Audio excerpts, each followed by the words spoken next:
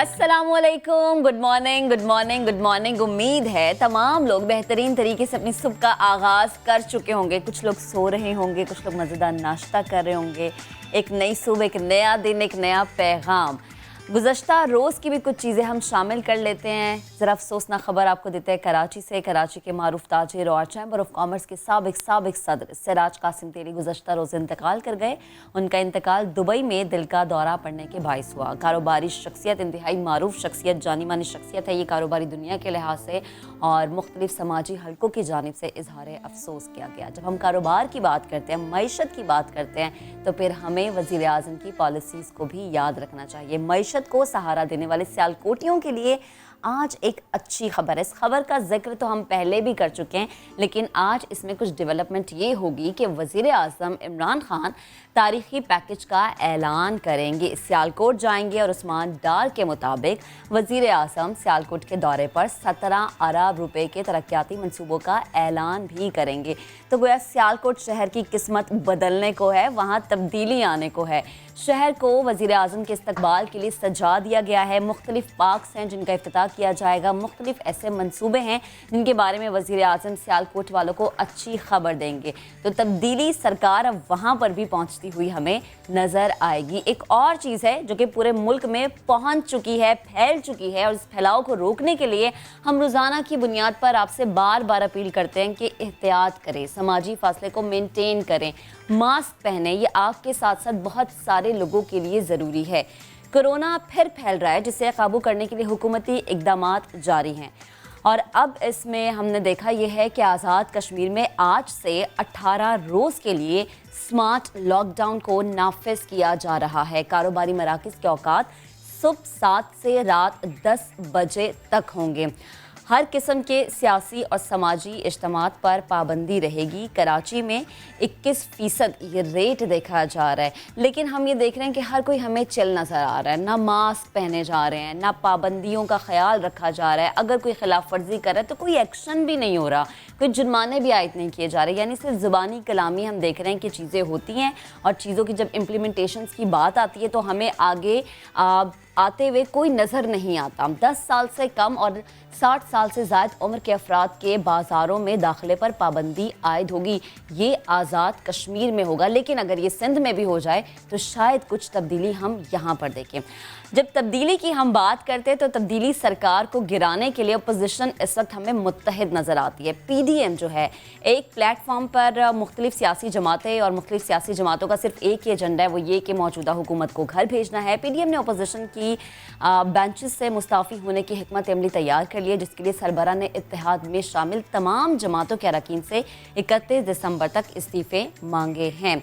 लेकिन अब देखना ये कि कैसा होगा, क्योंकि नवाज शरीफ साहब कह तो चुके हैं कि इस्तीफ़ा दे दें साहब, सब छोड़ दें अपनी अपनी सीटें, लेकिन क्या ऐसा होगा या ये सिर्फ पैगाम दिया गया और इस पर कोई अमल नहीं होगा। कल हमने देखा कि तमाम बड़े जो अपोजिशन के बड़े हैं वो बैठे, एक बैठक लगाई गई, लेकिन कुछ आर पार नहीं हुआ, और आगे का प्लान जो है वो तय तो किया गया, लेकिन उस प्लान में क्या कुछ शामिल था ये अभी तक उस कमरे से बाहर नहीं आया। तो जो इतवार को जलसा है लाहौर में, उस हवाले से भी बड़ी हिकमत अमली अपनाई जा रही है, और ये कहा जा रहा है कि मुमकिना तौर पर ये जलसा शायद आगे कर दिया जाएगा। वज़ीर आज़म इमरान खान ने मुमकिना इस्तीफ़ों का तोड़ भी बता दी। यानी एक तरफ से साबिक वज़ीर आज़म ने कहा इस्तीफ़ो दो, दूसरी जानिब हमने देखा कि मौजूदा वज़ीर आज़म ने इसका तोड़ बताया। उन्होंने कहा इस्तीफ़े दे तो रहे हैं, लेकिन फौरी ज़िमनी इंतखाबात करा देंगे। करप्ट सियासी अशराफिया की रुकावटों के बावजूद ये निज़ाम ज़रूर चलेगा। हम देख रहे हैं कि वज़ीर आज़म पहले भी कह चुके हैं कि वो NRO किसी सूरत नहीं देंगे। उन्होंने PDM के पीछे दुश्मन क़ुव्वतों के होने का इशारा भी दे दिया है। वज़ीर आज़म की जब हम बात करते हैं तो हमें हमेशा एक बात याद आती है कि वज़ीर आज़म कहते हैं कि चाहे मैं वज़ीर आज़म रहूँ या मैं ना रहूँ, लेकिन PDM या वो लोग जिन्होंने मुल्क का पैसा खाया है उन्हें किसी सूरत NRO नहीं मिलेगा। और जब वो NRO की बात करते हैं तो दूसरी जानिब से आवाज़ आती है कि खुदारा नाम बता दे कि कौन NRO मांग रहा है। खैर आगे बढ़ते हैं, ज़रा तरक्की की बात करते हैं। जब हम तरक्की की कामयाबियों की बात करते हैं तो चाइना जो है उसका नाम कहीं किसी से ढका छुपा नहीं है। चीन में पहली बार जौहरी तवानाई से चलने वाले मसनूई सूरज का तजुर्बा कर लिया गया है। HL2M2 कॉमिक गर्म प्लाज्मा को 150 मिलियन सेंटीग्रेड के दर्जा हरारत पर गर्म कर सकेगा, जो सूरज की तपिश से 10 गुना ज़्यादा गर्म है। अब ये अंदाज़ा लगाएं कि चाइना जिसने अपना सूरज भी बना लिया है, तो फिर जाहिर सी बात है कि अमेरिका को जिससे खौफ है वो बजाए।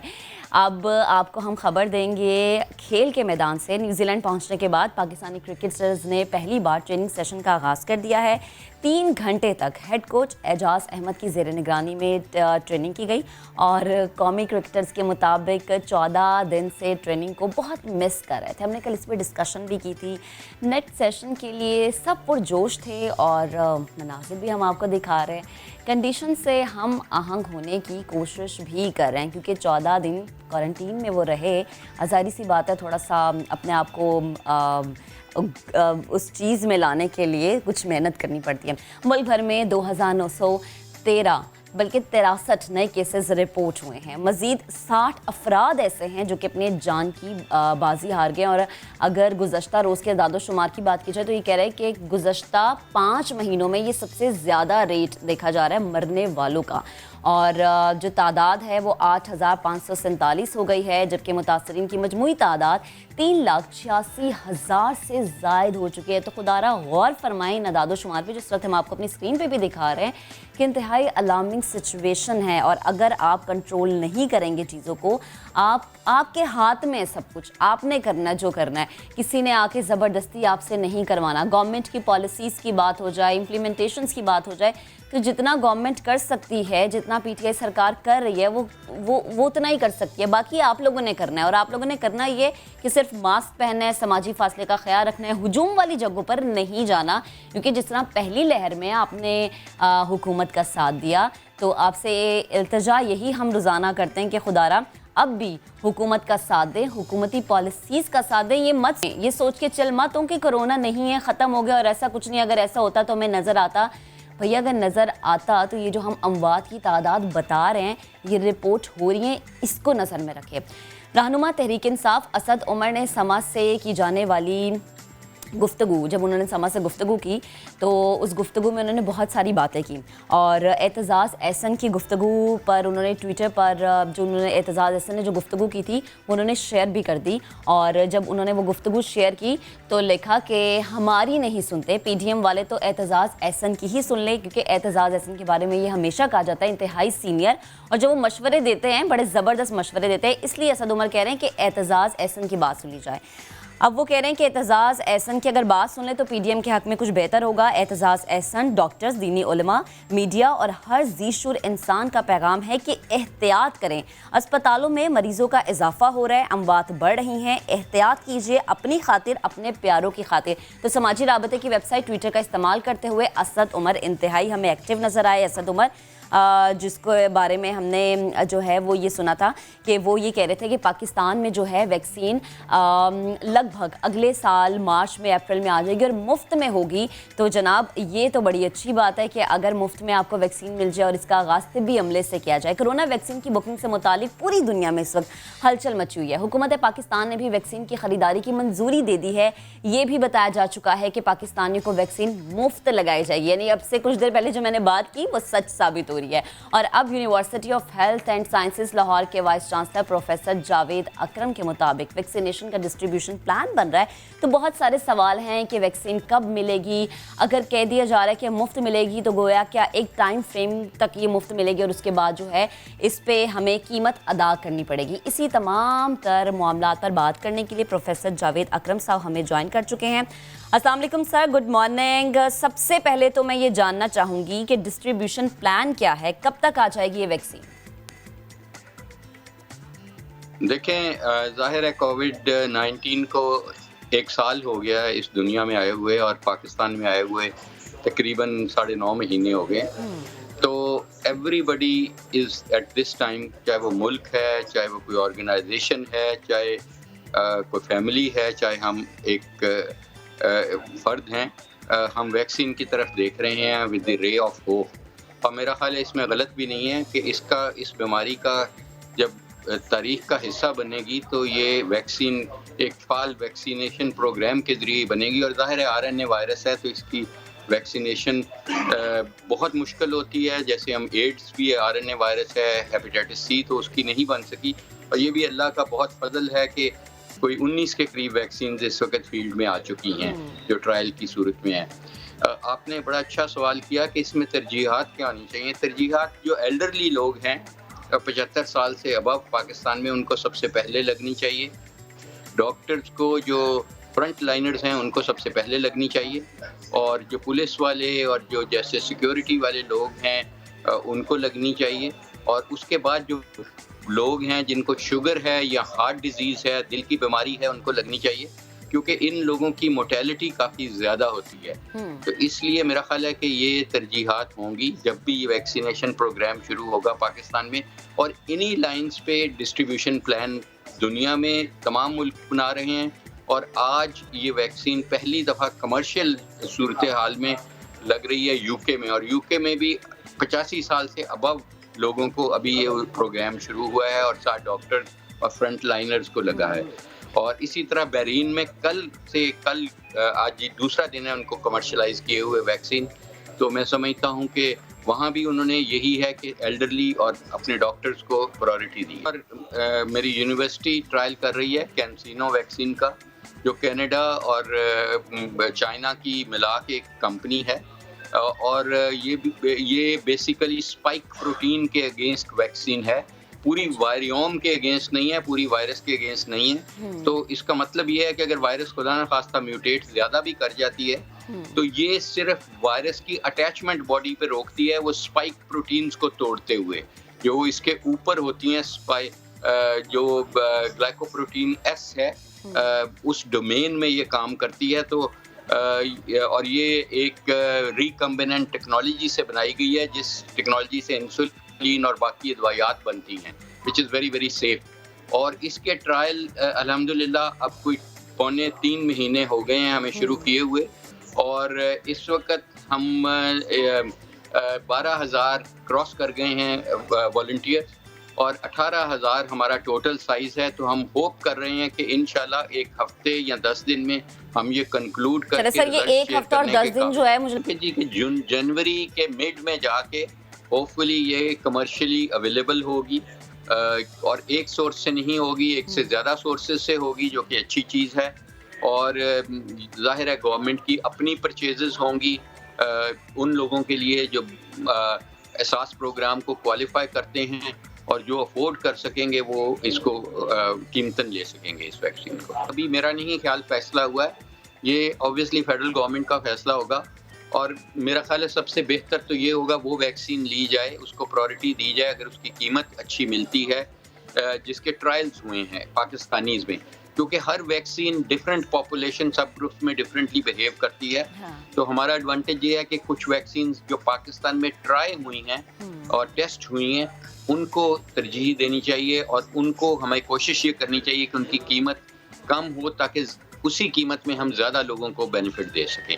क्योंकि मैं समझता हूँ कि जब तक हम 55 या 60% आबादी को वैक्सीनेट नहीं करेंगे, ये ट्रांसमिशन रुकने वाली नहीं है।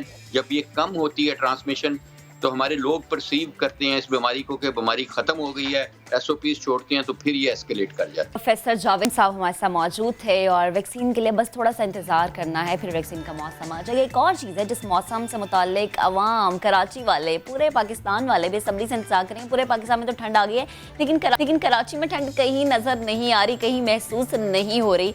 दिसंबर का महीना कराची वालों के लिए क्या पैगाम लेके आएगा, इसी पर बात करेंगे ब्रेक के बाद। Stay with us.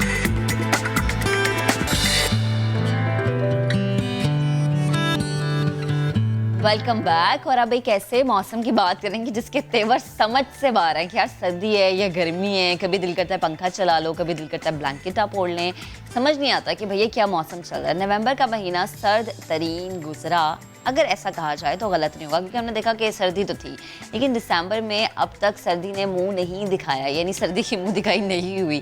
तो क्या आगे आने वाले दिनों में सर्दी हमें दिसंबर में नज़र आएगी, या इस बार गर्मी हमें दिसंबर में देखने को मिलेगी? कराची वालों को बेसब्री से इंतज़ार है कि जो प्रॉपर वाली सर्दी होती है ना, वो कराची में कब आएगी, या 2020 जाते जाते कराची वालों को कोई मौसम के हवाले से सरप्राइज़ देगा? ये बहुत सारे सवाल जो मेरे साथ साथ बहुत सारे शहरी जानना चाहते हैं, इसी पर बात करने के लिए आज हमने इनवाइट किया है जवाद मेमन साहब को। हमें स्टूडियोज में ज्वाइन कर चुके हैं। अस्सलाम वालेकुम। गुड वालेकुम मॉर्निंग। अस्सलाम। कैसे हैं आप? शुक्र अल्हम्दुलिल्लाह। बड़ी प्रेडिक्शंस हो रही थी कि भाई सर्दी बहुत ज़्यादा आने वाली है और पता नहीं कौन सा रिकॉर्ड टूट जाएगा, कुछ नहीं हुआ।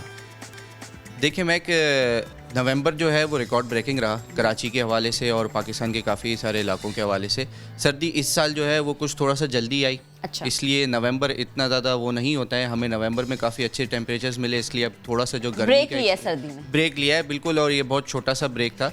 और इंशाल्लाह अगले 2-3 दिन में जो है वो कराची वालों को दोबारा जो है वो जैकेट्स और कंबल की ज़रूरत पड़ेगी। अच्छा, ये वैसे क्या सिंगल डिजिट में चला जाएगा टेम्परेचर? बिल्कुल, कुछ एक्सपेक्ट यही किया जा रहा है कि मिड दिसंबर तक यानी कि 15, 16, 17 के आसपास जो है वो कराची रात के टाइम पे जो है वो सिंगल डिजिट्स को टच कर सकता है। कराची के काफ़ी सारे एरियाज 8-9 डिग्री 10 डिग्री दिसंबर में। दिसंबर में। और जनवरी अब देखें, अब ये जो सीज़न स्टार्ट होगा, क्योंकि इस वक्त एक वेस्टर्न डिस्टर्बेंस मौजूद है पाकिस्तान के काफ़ी सारे एरियाज़ में, स्पेशली बलूचिस्तान और पंजाब रीजन में। ये वेस्टर्न डिस्टर्बेंस जैसे ही 1 से 2 दिन में निकलेगा पाकिस्तान तो उसके पीछे एक कोल्ड वेव आएगी। अच्छा। और अब जो ये सीज़न स्टार्ट होगा वो इंशाल्लाह उम्मीद है कि विदाउट एनी ब्रेक जो है वो अब सर्दियाँ रहेंगी तकरीबन मार्च तक कराची में। कराची मार्च ज़्यादा नहीं हो गया?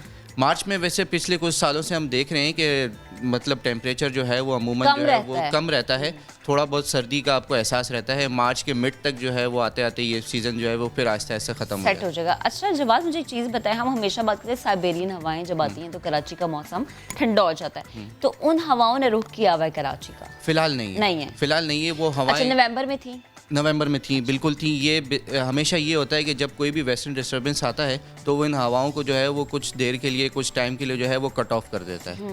अब इस दफ़ा दिसंबर में ये हुआ है कि ये तकरीबन 1.5 हफ्ते से हम देख रहे हैं कि गर्मी का मौसम है। अच्छा। तो वो हवाएं जो है वो अपने फुल फ्लो पे नहीं है। लेकिन अगेन जैसे ही ये सिस्टम निकलेगा वो पीछे अपने पुश इफेक्ट्स के साथ जो है दोबारा इन हवाओं को इस तरफ खींचेगा और ये दोबारा जो है अब कराची की तरफ जो है ये हवाएं आना शुरू हो जाएंगी। अच्छा, जो एक ब्रेक आया या हम देख रहे हैं कि कराची में आगे आने वाला मौसम सर्द होगा बकौल आपके, तो मुझे बताएं इसकी वजह क्या है? जो गर्मियों में बहुत बारिशें हुई। देखें, गर्मियों में जो बारिशें हुई वो तो मानसून सीजन था, उसको रिलेट कर सकते हैं हम? उसको आप ऐसे इस सीज़न से इतना ज़्यादा रिलेट नहीं कर सकते। अच्छा। इफ़ेक्ट्स उसके ज़रूर होते हैं लेकिन कोई बहुत ज़्यादा उनका कोई डायरेक्ट रिलेशन नहीं होता है। दिसंबर जो इस दफ़ा हम देख रहे हैं ये अमूमन देखा जाए तो पिछले कुछ 10 सालों के अगर डेटा देखें तो ये काफ़ी हद तक नॉर्मल है, क्योंकि 2016 में भी जो है वो 33.5 डिग्री गया और हमारा जो अभी टेम्परेचर जो गया है वो भी दिन के टाइम पे जो मैक्सिमम है अभी तकरीबन 33.1 तक गया है। अच्छा। 2011 में जो है वो 35 था। तो अच्छा। 9 साल पहले तो 33-32 जो है ये एवरेज है। ओके। इस दफ़ा नवंबर में क्योंकि हमें ठंडा मिल गया काफ़ी, तो अब जब गर्मी आई है तो हमें ज़्यादा फील हो रहा है कि मौसम अचानक से जो है वो गर्म हो गया। यानी सिर्फ ये कराची वाले सोच रहे हैं कि शायद सर्दी ने अपना मुंह दिखाया और अब चली गई, अब सर्दी नहीं आएगी। नहीं, सर्दी बिल्कुल आएगी, बस थोड़ा सा और इंतज़ार करना है। अच्छा, मुझे ये बताएं, जैसे क्या है आप कह रहे हैं कि 2011 2016 की भी आपने बात की, तो जो दिसंबर में सर्दी है, जनवरी में जिस सर्दी की आप बात करें वो कितना पुराना रिकॉर्ड है जो टूटेगा?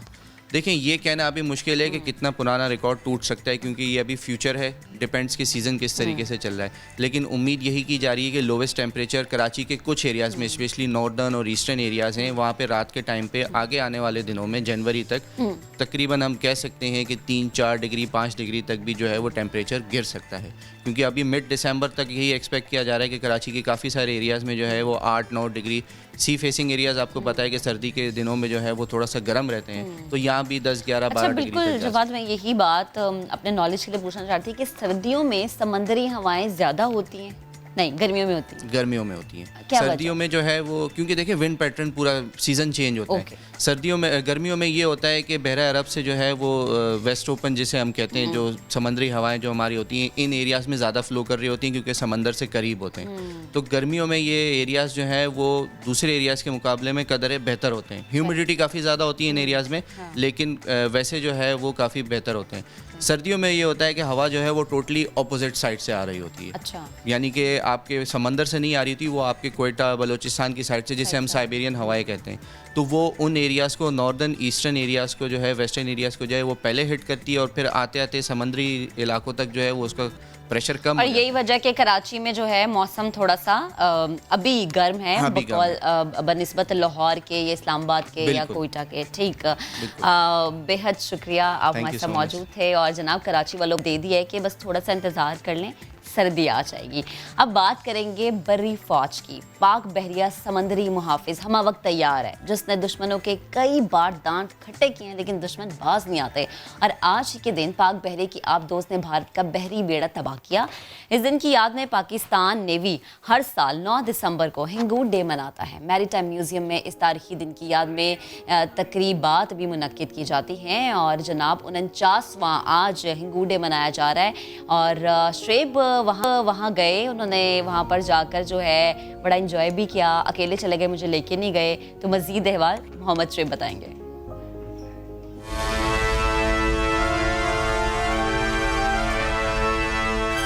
समंदर के गहराइयों में जहां अंधेरा है, खामोशी है, लेकिन वहां पर भी हम दिफा के लिए हर वक्त तैयार रहते हैं। पाकिस्तान नेवी हमारी दिफा में हर कदम आगे है। 1971 की जंग की याद ताज़ा करते हैं और हम जिक्र करेंगे PNS MS-131 का, जिसने दुश्मन पर हैबत तारी की, नाकों चने चबवाए। वर्ल्ड वॉर 2 के बाद ये पहला मौका था कि किसी सबमरीन ने दुश्मन के जंगी जहाज के बेड़े को तबाह किया, बर्बाद किया, दुश्मन को रुस्वा किया। 9 दिसंबर को Pakistan navy Hangor day celebrate करता है। आज इस सबमरीन की कहानी आपको फिर से सुनाते हैं ताकि दुश्मन को भी याद रहे कि उसका पाला किससे पड़ता है।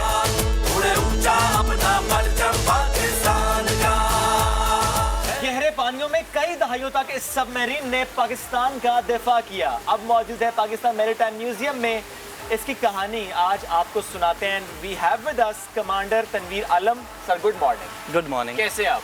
बिल्कुल ठीक ठाक करिए सर मुझे थोड़ा सा बताएं इस PNS हंगोर से मुताल्लिक, क्योंकि जाहिर है मैंने भी इंटरव्यू में भी कहा कि वर्ल्ड वॉर 2 के बाद ये पहला मौका था कि सबमरीन ने जंगी जहाजी बेड़े को तबाह किया था। सबमरीन हंगोर का न सिर्फ पाकिस्तान नेवी की हिस्ट्री में एक बड़ा आला मकाम है, बल्कि दुनिया की नेवी में भी इसने एक अपने रोल को बड़ा अहसन तरीके से प्ले किया है। जिसमें जब 1971 में जब जंग अपने उरूज पर थी, तो उस वक्त कराची पर भी और पाकिस्तान की जो पोर्ट है यहाँ पर, उसके ऊपर दुश्मन के हमले जारी थे।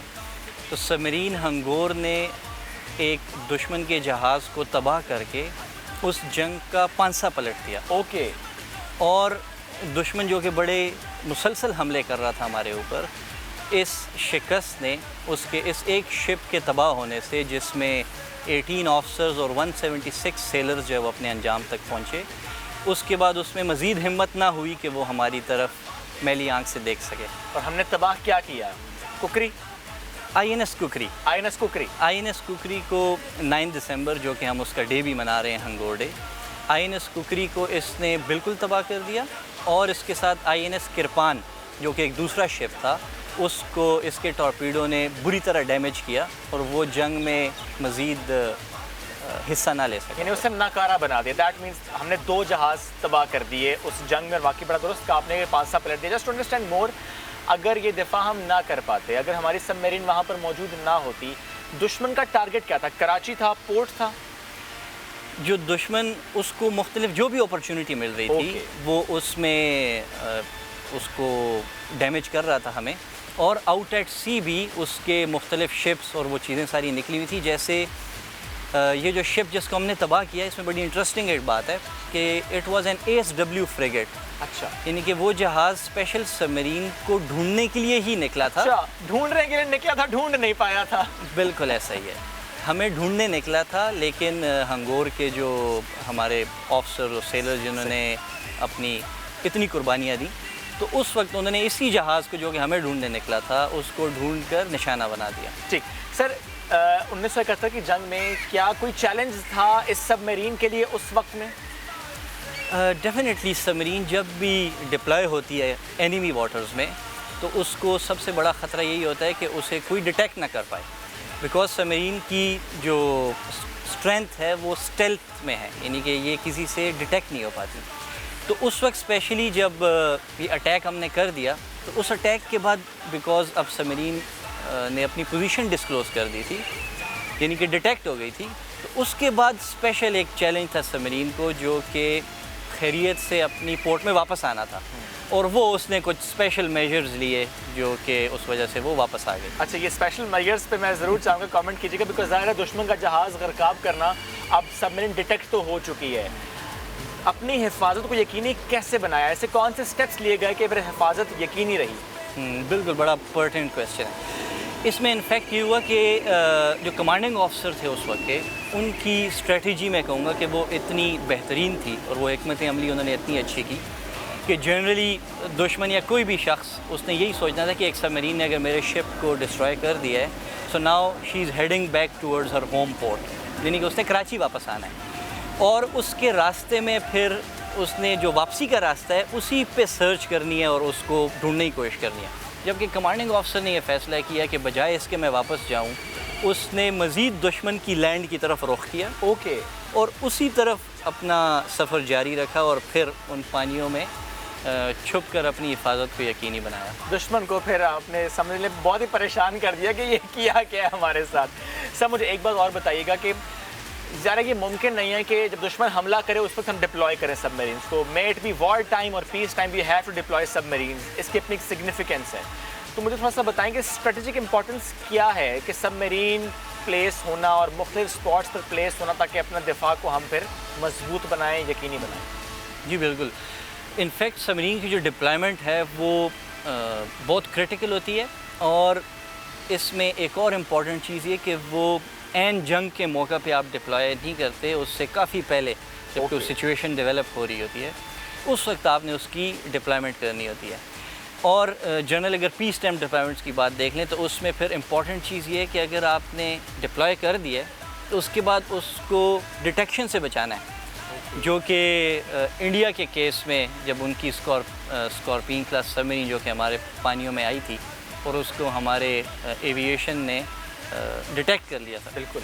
तो जो डिफरेंट सबमरीन्स हैं जब वो किसी एनिमी वाटर्स में डिप्लॉय होती हैं तो उसमें मेन ख़तरा उनके लिए यही होता है कि वो डिटेक्ट ना हो पाएँ।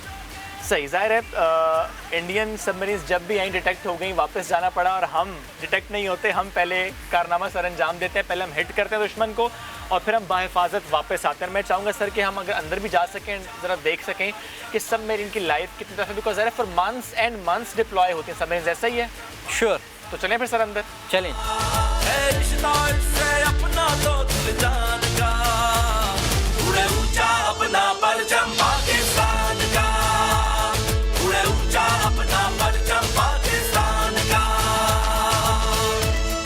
हम आ चुके हैं सबमरीन के अंदर और इस कॉम्प्लेक्स मशीन को थोड़ा सा समझने की कोशिश करते हैं। सर से रिक्वेस्ट करेंगे थोड़ा सा आसान करके बता दें।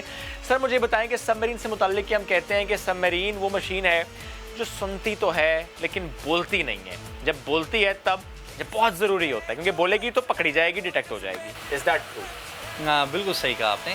सबमरीन जो है उसकी कम्युनिकेशन जो हेडक्वार्टर से सबमरीन को आ रही होती है वो वन वे कम्युनिकेशन होती है, जिसको सबमरीन जस्ट रिसीव कर रही होती है। ओके।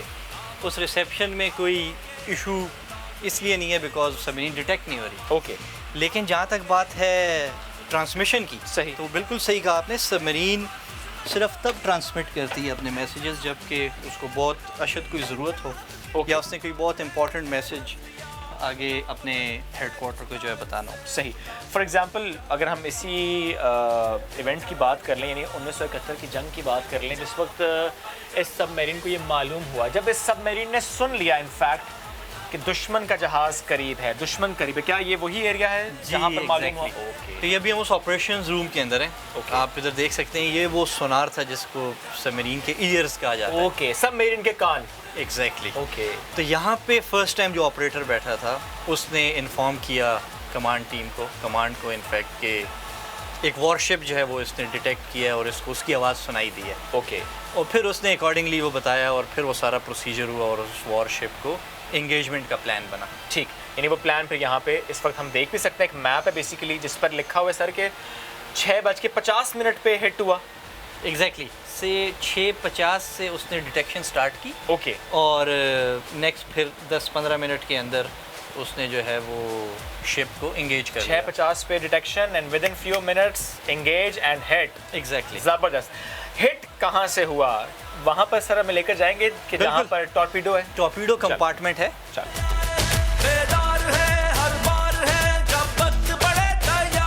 सर तो ये हेड ऑफ द सबमरीन जहाँ से बेसिकली दुश्मन को हिट किया जाता है। बिल्कुल। ये टॉर्पीडो कंपार्टमेंट है। राइट। और यहाँ पे डिफरेंट ट्यूब्स हैं जिसके अंदर वो वेपन लोड किया गया था उस वक्त, और यहीं से दोनों लॉन्चिंग्स हुई थी जिसमें कुकरी को डबो दिया गया था और किरपान को डैमेज किया गया। ठीक सर, मुझे ये बताएं कि ज़ाहिर हमने हिट किया उसको और उसके बाद आपने जिस तरह पहले भी मुझे कहा कि हमने डिटेक्ट नहीं होना, ज़ाहिर हमने सेफली वापस जाना है। ये जो टाइम था ये कितना था, यानी हिट करने के बाद से लेकर ये बताना कि हमने हिट कर दिया फिर वापस पहुंच जाना, कितनी ड्यूरेशन थी? इसमें इनफैक्ट क्योंकि उसने वहाँ पे अपने आप को छुपाना था उन्हीं पानियों में, तो जैसे मैंने पहले बताया कि उसने दुश्मन की लैंड की तरफ रुख किया। राइट।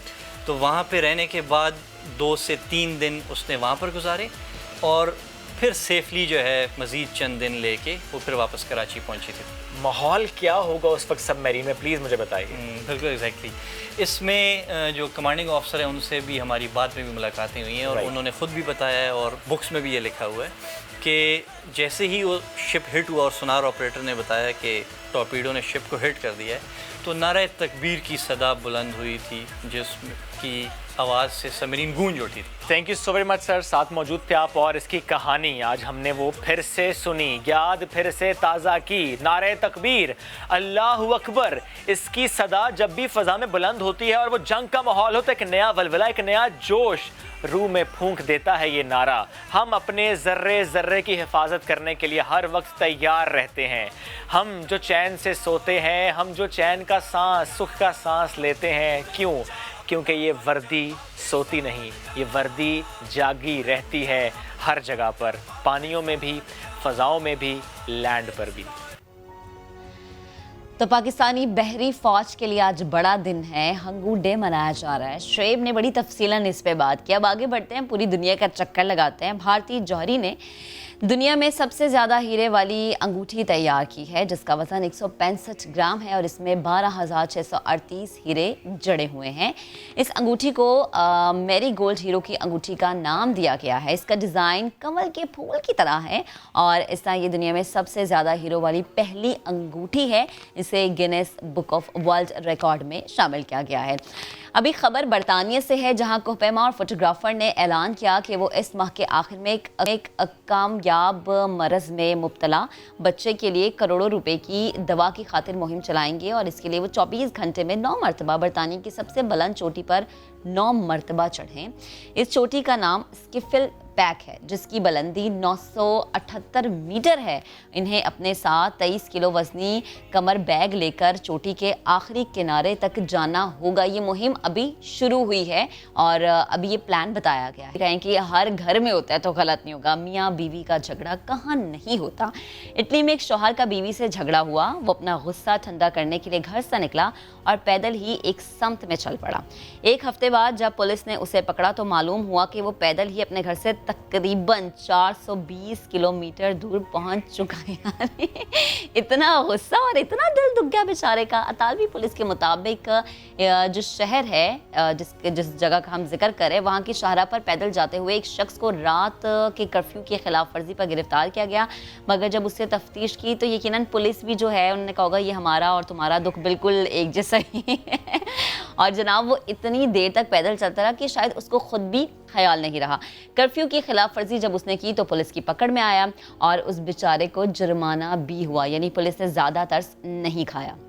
वापस पाकिस्तान आते हैं और पाकिस्तान में हम देखते हैं कि हमदर्दी रखने वालों की, लोगों की मदद करने वालों की कमी नहीं है। सर्दियों में गर्म मलबूसात की ज़रूरत तो सबको होती है, तो कोई क्या करता है, कोई ब्रांड के कपड़े ख़रीदता है, कोई लंडे जाता है और वहाँ के कपड़े ख़रीदता है।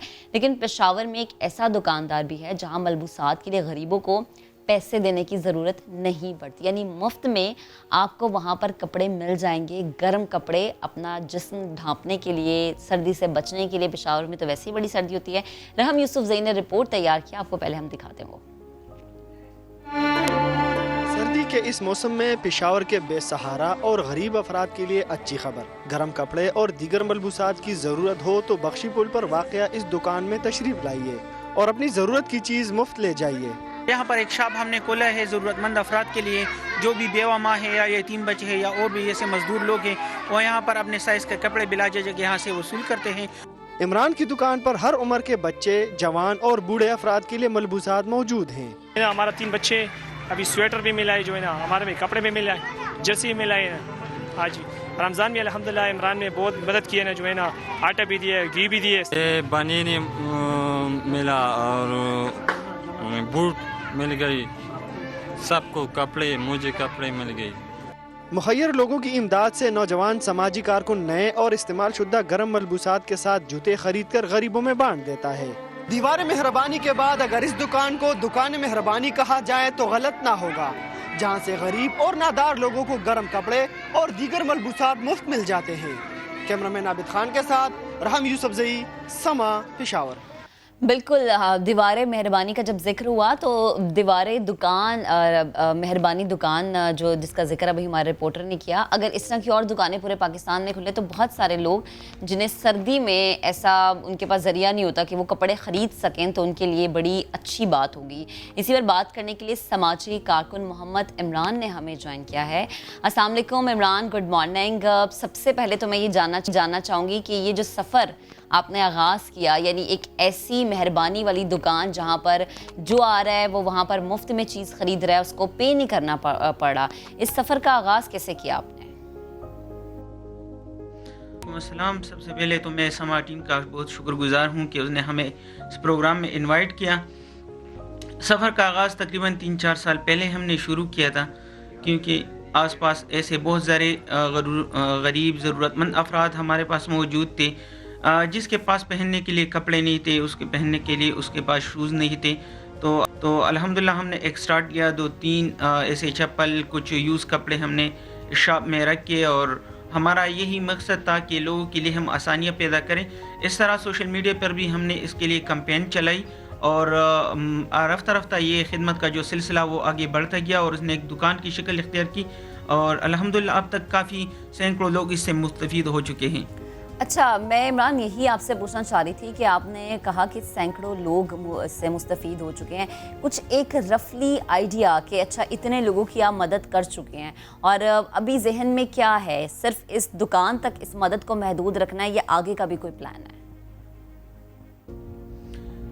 नहीं, इस तरह के पहला मेरा एक छोटा भाई था, ये तकरीबन 7-8 साल पहले वो किडनी का पेशेंट था, तो हमारे ख़ुद भी ऐसे हालात नहीं थे कि उसके हम बेहतर से बेहतर इलाज कर सकते, तो हम हर जगह हर मुमकिन जहाँ पर मुमकिन हो सका अपने भाई के इलाज के लिए हम ख्वार होते रहे। उसकी तकलीफ़ हमने देखी, फिर 2016 में उसकी डेथ हो गई। उसकी वफ़ात के बाद क्योंकि अपने भाई के साथ मैं बिज़ी होता था, डायलिसिस और ऐसे मुख्तलिफ़ अस्पतालों में महीने एडमिट होना पड़ता था, वो तकलीफ़ वो सारा सब कुछ हमने सहा है।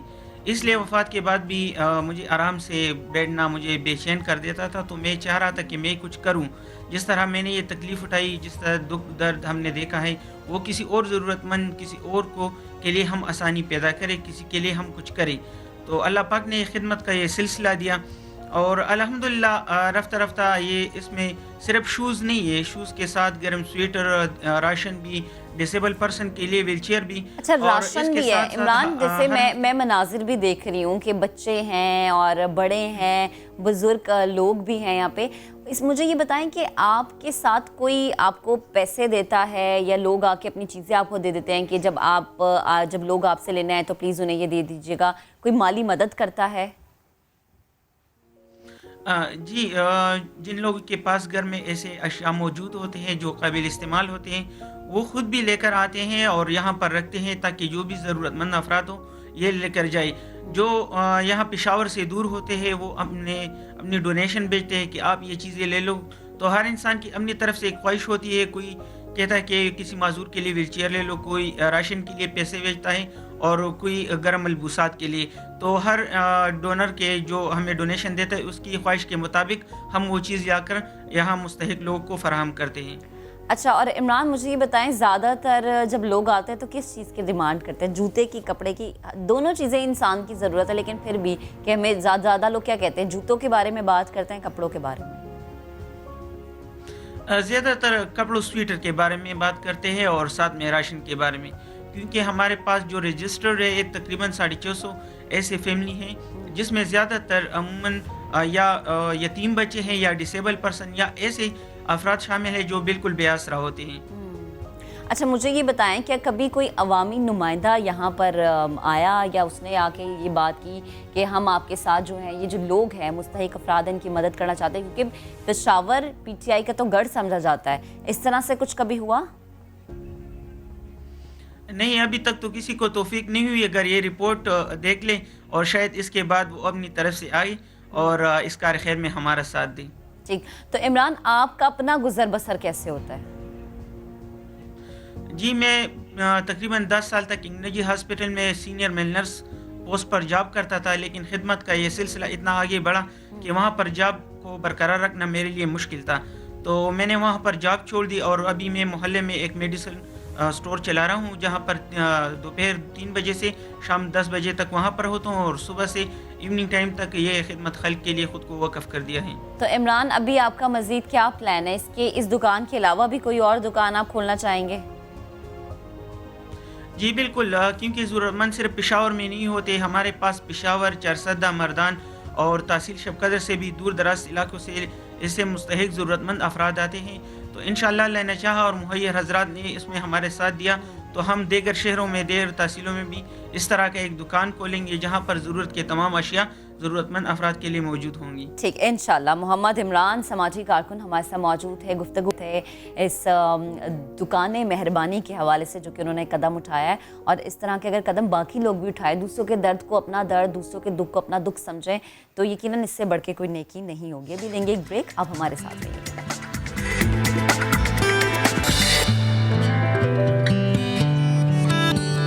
Welcome back once again. अब आपको एंटरटेनमेंट की दुनिया से खबर दें कि माहिरा खान, एमन और आतिफ असलम एशिया पैसिफिक के 100 बाअसर तरीन डिजिटल स्टार्स में शामिल हो गए हैं। अमरीकी जरीदे फोर्ब्स ने फहरिस्त जारी कर दी है। फनकारों ने कोरोना के दौरान सोशल मीडिया अकाउंट्स को अवाम में आगाही फैलाने के लिए इस्तेमाल किया। तो माहिरा खान, एमन, आतिफ असलम ऐसे हैं जिनको 100 बाअसर तरीन डिजिटल स्टार्स में शामिल किया गया है।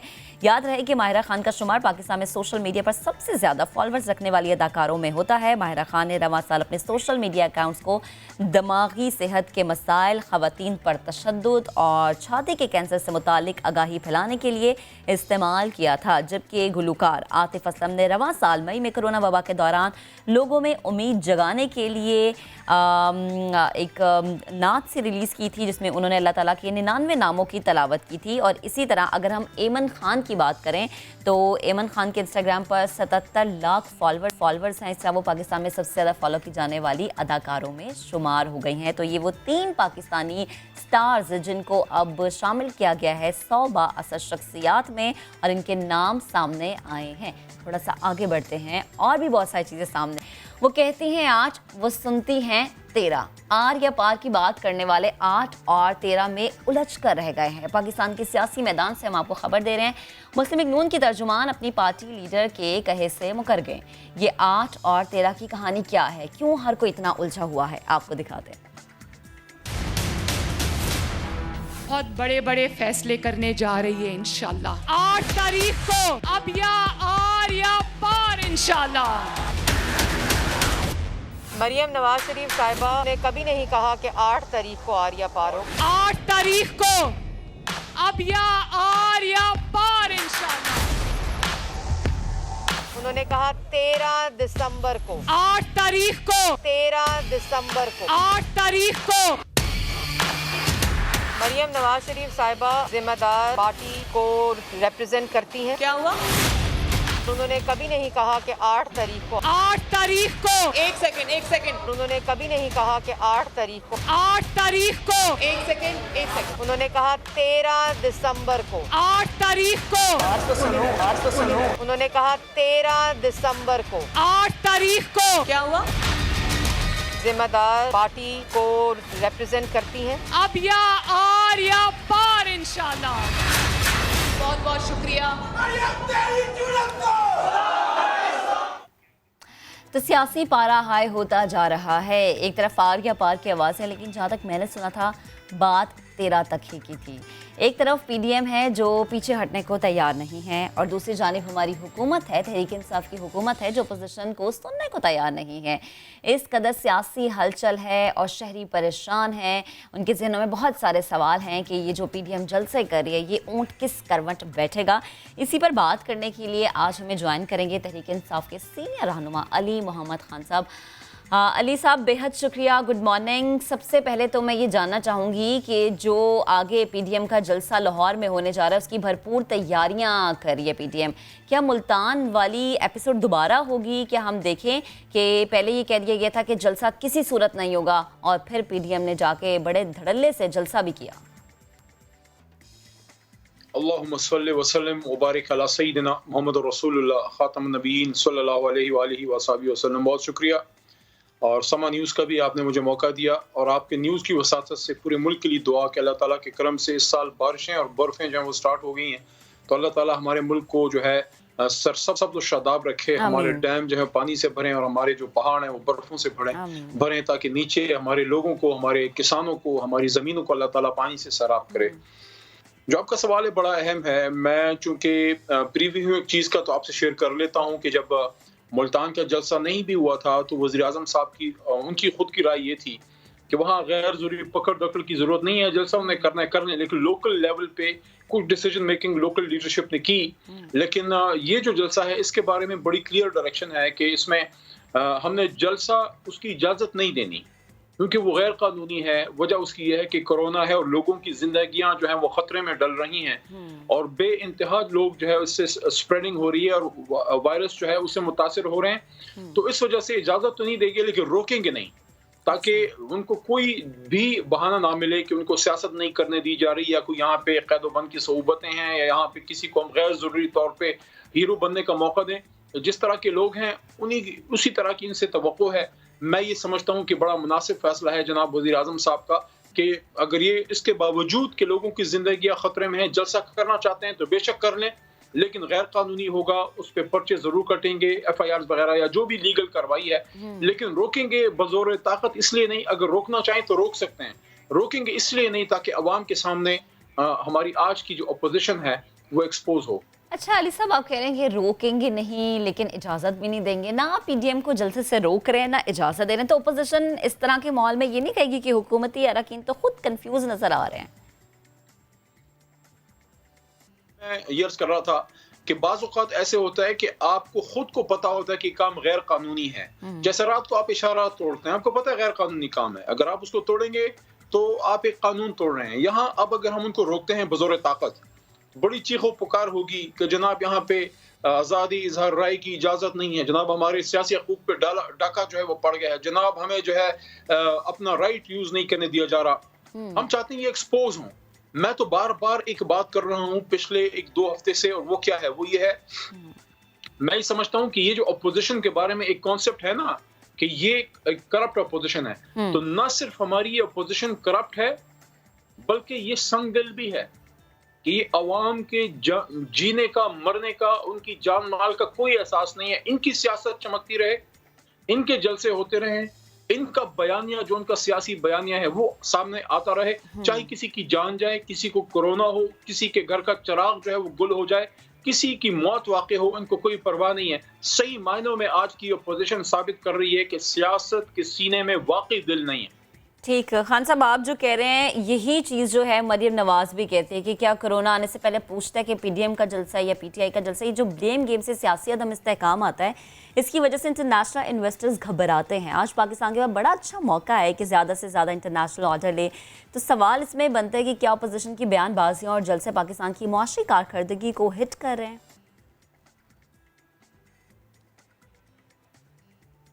देखिए, सियासत में अपोजिशन का एहतजाज भी होता है, उनका जलसा भी होता है, उनकी तनकीद भी होती है, लेकिन इम्पोर्टेंट बात यह है कि किस वक्त पे, जब मुल्क कोरोना की वजह से एक मुश्किल सूरत हाल का शिकार है और लोगों की जिंदगियां दाव पे लगी हैं, वहां आपकी सियासत जो है क्या लोगों की जिंदगी से अहम है?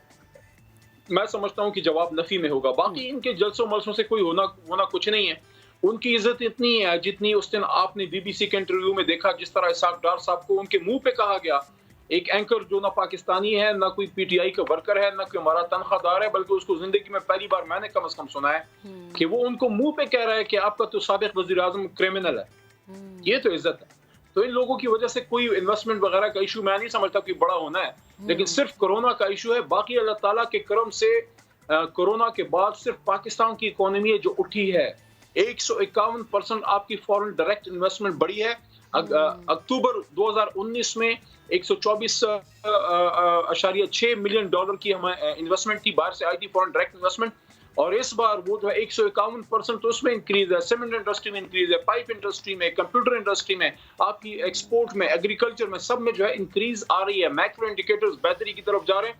फैसलाबाद में 50,000 पावर लूम्स जो चलती थी, पहली बार उसको दोबारा कम से कम एक या 2 डेकेड के बाद पूरी तरह चालू किया गया है। तो इन्वेस्टर्स का तो कॉन्फिडेंस इमरान खान साहब पे, पाकिस्तान पे बढ़ रहा है जी। जो सियासी टेम्परेचर बढ़ाने की कोशिश कर रहे हैं 2 वजूहात से।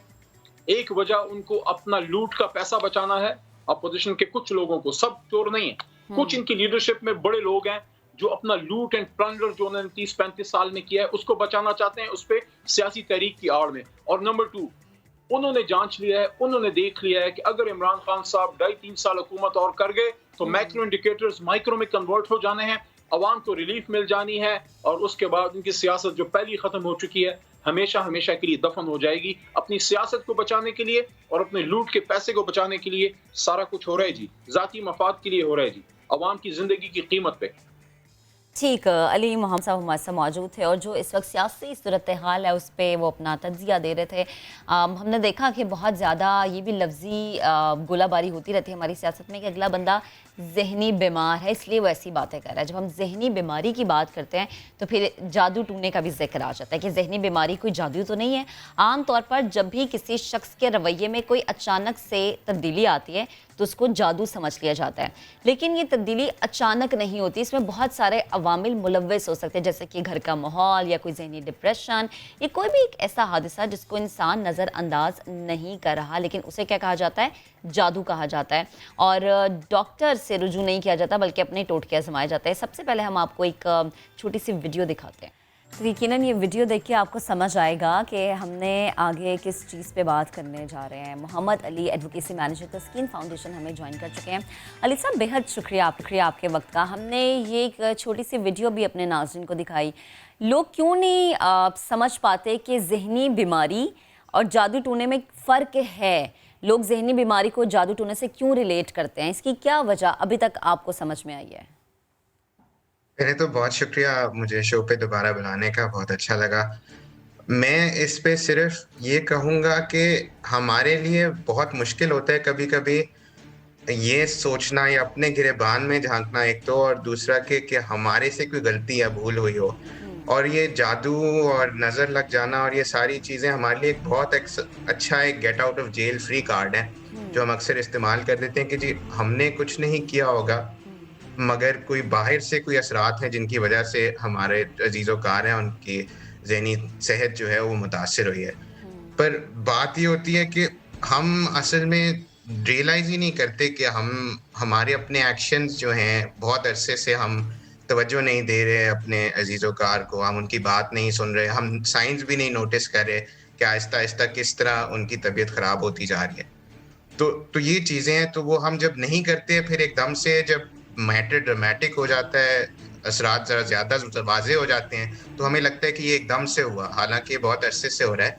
और उसके बाद हम कोई भी वजह ढूंढते हैं, और एक बहुत अच्छी वजह जो हमारे कल्चर में बहुत ज़्यादा चल रही है वो यही है कि जी जिन चिमड़ गया और ये चीज़ें, और वो हमारे लिए एक बहुत अच्छा तरीका होता है कि हम अपने से रिस्पॉन्सिबिलिटी हटा रहे हैं। मेरे ख्याल में ये एक बहुत बड़ी वजह है कि ये बात चलती है। तो अली, जैसे हम पहले भी जिक्र कर रहे थे कि घर का माहौल अच्छा होना वो बड़ा ज़रूरी होता है। घर के माहौल को बेहतर करने के अलावा और ऐसी क्या क्या चीज़ें हैं जो कि इंसान के रवैये में तब्दील लाती हैं? और जैसा कि जो घर के बड़े होते हैं उनकी एक सोच यही है कि अचानक से तब्दीली आना, गोया किसी ने आपको जादू कर दिया है, या अम्मा यही कहती हैं कि नज़र लगी है।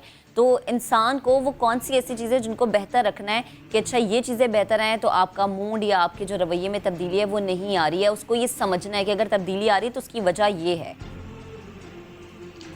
बिल्कुल, मेरे ख्याल में एक तो बंदे को पता होना चाहिए कि उसके हालात क्या हैं जिसके अंदर वो रह रहा है। तो अगर घर पे मसले-मसाइल जिस तरह इस वीडियो में भी उन्होंने दिखाया कि आपस में रिश्तेदारों के मसले-मसाइल अगर होते हैं तो वो हर किसी को मुतासिर करते हैं। अगर आप एक गरीब घराने की बात करते हैं तो उनके जो हैं माशी मसाइल इतने ज़्यादा होते हैं, फाइनेंशियल इश्यूज़ इतने ज़्यादा होते हैं, वो सारे इम्पैक्ट करते हैं और आपको इन चीज़ों को मद्देनज़र रखना चाहिए कि अगर ये सारे मसाइल हैं हमारी ज़िंदगी में, तो हो सकता है कि ये वजह हो जिसकी वजह से बंदा जो है वो अच्छा अली, स्ट्रगल करे। और दूसरा ये है मैं कि सॉरी आपको इंटरप्ट कर रही हूँ, मुझे एक चीज़ बताएं, जैसे कि अगर एक इंसान का कारोबार चल रहा है और खुदा ना खास्ता चलते चलते बंद हो रहा है या फिर डाउनफॉल आ रहा है या कुछ भी ऐसा कि उसकी कारोबार उसका उस तरीके से नहीं काम कर रहा जैसा एक हफ्ते पहले या एक महीने पहले चल रहा था, इसको लोग इसी चीज़ से रिलेट करते हैं कि जादू हो गया या नज़र लग गई या किसी ने कुछ ऐसा कर दिया।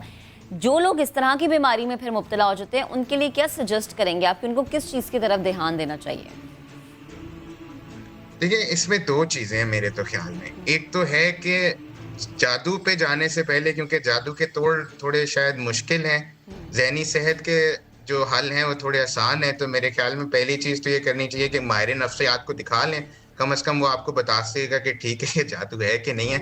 दूसरी ज़्यादा ज़रूरी चीज़ ये है कि आजकल के माशी हालात में तो आपको पता होना चाहिए कि दुनिया भर में लोग जो हैं उनकी कारोबार ठप हो रहे हैं और उसकी एक अंडरलाइंग वजह बहुत बड़ी कोविड है। और जनरली भी अब रिसेशन और इकोनॉमिक इश्यूज इतने सारे हो गए हैं कि पहले ये वाली चीज़ें हमें सोचनी चाहिए कि कोई आम मसला मसाइल तो नहीं है जिनकी वजह से हमारे ये इश्यूज हो रहे हैं। अगर वाकई कोई सुपर नेचुरल चीज़ है तो वो तो ऑब्वियसली एक डिफरेंट इशू है, मगर अक्सर जो रीजंस होते हैं वो बड़े बेसिक होते हैं, वो हमारी आंखों के सामने होते हैं पर हम देखना नहीं चाह रहे होते क्योंकि उसमें दोष फिर हमारा आ जाता है कि मैंने बिजनेस को ठीक तरह से नहीं चलाया या मुझे घर पे सपोर्ट नहीं मिली अपने रिलेटिव्स के साथ। और ये एक चीज़ है जो कि बड़ी मुश्किल होती है कन्फ्रंट करना। उससे ज़्यादा आसान होता है कि हम कह दें कि जी पड़ोसी ने हमारे पे जादू कर दिया। तो मेरे ख्याल में ज़्यादा ज़रूरी है कि पहले अंदर झांकें और फिर बाद में जो है वो अच्छा, जादू के अलावा एक और भी बहुत ज़्यादा चीज़ कॉमन है, वो ये कि ये कह दिया जाता है कि नज़र लग गई है, नज़र आ गया बच्चा या नज़र आ गया घर का कोई भी फर्द। तो ये भी एक ऐसी चीज़ है जो कि जहनी डिप्रेशन की वजह से ही आती है या इसका कोई और वो है? सॉरी, मुझे आपके सवाल मैं ये पूछना चाह रही हूँ आपसे कि अक्सर वालिदैन कहते हैं कि जी बच्चा नज़र आ गया है इसलिए जो है सुस्त हो गया है, बच्चा जो है वो नज़रों में आ गया इसलिए अब उस तरीके से काम नहीं कर पा रहा या उस तरीके से वो चीज़ सर अंजाम नहीं दे पा रहा जिस तरीके से वो पहले करता था। ये भी एक जहनी दबाव की वजह होती है? मेरे ख्याल में इसका जवाब मैं सबसे अच्छा ये दे सकता हूँ कि क्या आप अपने बच्चे से पूछते हैं कि उसके दिन किस तरह गुजरा या वो किन चीज़ों से गुजर रहा है? क्या वो आपसे अक्सर शेयर करता है? अगर तो वो शेयर करता है और अब नहीं कर रहा तो फिर सोचने की बात है क्या हुआ। पर अगर वो आपसे कभी शेयर ही नहीं करता था, जो कि अक्सर घरानों में होता है कि बच्चे अपने वालिदैन को नहीं बताते होते चीज़ें, तो फिर उस वक्त पे तो बड़ी गलत बात है कि आप कहें कि नज़र लग गई है या कुछ हो गया, क्योंकि सच बात यह है कि कभी वो आपके साथ कंफर्टेबल फील करते ही नहीं थे घर के अंदर। और अगर उसी चीज़ को आप बढ़ाते जाएं आहिस्ता आहिस्ता आहिस्ता तो बंदा डिप्रेस ही होगा। जब बंदे के पास खुल के अपने घर में भी बात करने को जब बंदे नहीं होंगे तो वो सुस्त महसूस करेगा, क्योंकि उसके घर के अंदर वो पॉजिटिव एनर्जी नहीं उसको मिल रही जो कि शायद उसे एक अच्छे एनवायरनमेंट के अंदर मिले। और उसकी वजह से अक्सर लोग जो कहते हैं कि इस बंदा सुस्त हो गया, उसकी मेन वजह यही होती है कि उसको कोई सुनने वाला नहीं है ना, उसकी कोई बात सुनने वाला नहीं है घर में। तो घर जब आप घर वालों की बात करते हैं तो उसमें वालिदैन सबसे ज्यादा अहम है। तो मुझे बताएं कि वालिदैन घर पे बंदा कैद हो जाता है ना एक तरीके से। हाँ, तो वालिदैन का जो बच्चों के साथ रिश्ता है वो कैसा होना चाहिए कि लाइक वालिदैन अगर बच्चों की 2 बातें सुन रहे हैं, बच्चों को 2 बातें सुना रहे हैं तो वो बच्चों की भी कुछ सुन लें, या अगर वालिदैन और बच्चों के दरमियान फासला है तो उसको किस तरह से कम कर सकते हैं? ये बड़ा अच्छा इसमें मतलब है कि अब मेरे ख्याल में जो अगली जनरेशन ऑफ पेरेंट्स आ रही है वो थोड़ा सा इस लिहाज से बेहतर है कि वो अपने बच्चों की एक तो मतलब जो भी बात करे, अब हमें पता है बच्चा जिस तरह की बात करेगा शायद हमारे साथ इंटेलेक्चुअल डिस्कोर्स तो नहीं वो कर सकता, मगर वो बहुत सारे पेरेंट्स अब अपने बच्चों को स्पेस दे रहे हैं कि जी तुम बात करो, तुम अपने कार्टून की बात करो, तुम अपने दिन की सुनाओ कि तुमने कहाँ खेला क्या किया। और वो उस तरह बच्चे को आहिस्ता आहिस्ता कॉन्फिडेंस आती है। और ये छोटी उम्र से 2 साल, 1 साल, 3 साल की उम्र से इस तरह शुरू हो जाए तो बहुत फर्क पड़ता है बच्चे पे। ठीक, यानी घर का माहौल बहुत ज्यादा मैटर करता है कि आप ये कह दें कि जी अच्छा आप पे जादू हो गया है, आपका बच्चा नजर आ गया है। अली, बेहद शुक्रिया, आप हमसे गुफ्तगू कर रहे थे इस इम्पॉर्टेंट इशू पे। अभी एक ब्रेक लेंगे, ब्रेक से जब हम वापस आएंगे तो हम आपके मसलों की बात करेंगे, आप भी हमसे बात करेंगे थ्रू कॉल। और ब्रेक के बाद हमारा पैनल हमारे साथ मौजूद होगा। Stay with us.